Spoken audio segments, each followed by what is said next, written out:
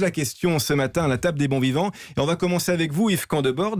La nouvelle cuisine, tiens, pour les néophytes, qu'est-ce que c'est, tiens?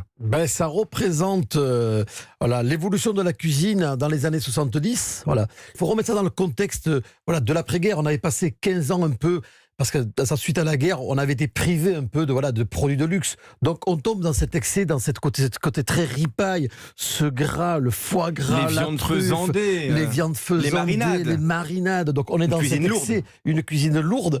Et on va peut-être, je dirais, au bout de l'histoire, grâce à deux grands journalistes, déclenche tout un mouvement de liberté. Alors exactement, on dit qu'elle est née sous Giscard, c'est ce que je dis, elle est née en 73 exactement, mais elle a commencé à prendre ses marques dans les années 60, en 63, en 64.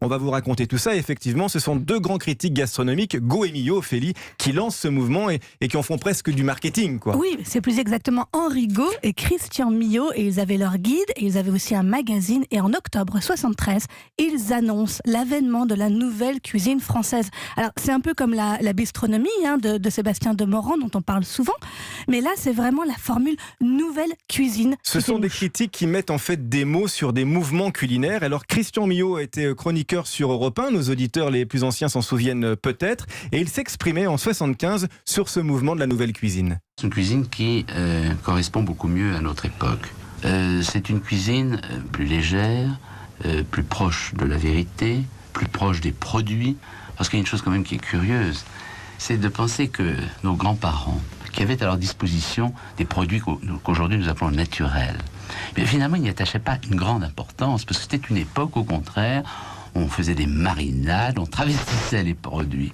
Or, aujourd'hui, il est extrêmement difficile de trouver de très bons produits, les produits de ferme.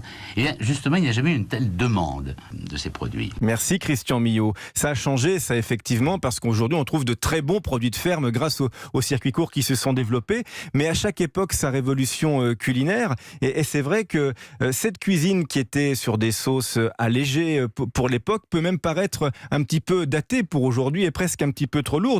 Mais on va citer quand même tous les grands chefs de l'époque qui ont fait partie de ce mouvement. C'est Paul Bocuse, en fait, à Collonges au Mont-d'Or, qui a lancé le mouvement, Yves Candebord. Oui, c'est une rencontre. C'est une rencontre entre cuisiniers emblématiques. Paul Bocuse, et pourtant Dieu sait que lui, quand même, c'était quelqu'un qui défendait la tradition. La crème et le beurre. La crème et le beurre, avec Henri Go et Christian Millot, en leur faisant un repas, comme vous le disiez tout à l'heure, un peu plus simple. Haricots verts croquants et poisson pas trop cuit. Oui, mais pourquoi il leur a fait ce repas? C'est parce que Go et Millot avaient mangé chez Bocuse le midi, il leur avait fait un plat avec du beurre et de la crème à profusion, et ils n'en pouvaient plus. Ils ont passé l'après-midi comme ça, à avoir ça un peu sur l'estomac, et le soir ils lui ont dit on a plus faim, mais fais-nous un truc ultra léger. Et il leur a fait les haricots verts et les rougets mi-cuits. Oui, et c'est là ce qui est très, très intéressant, c'est ce rapport entre le journaliste et le cuisinier qui a fait exploser cette nouvelle cuisine, parce qu'ils se sont rendus compte qu'en fin de compte, les saveurs, c'était les saveurs originelles du produit. Et est-ce qu'il y a meilleur que ça? Ils lui ont dit non. La cuisson au plus près du produit. La cuisson au plus près du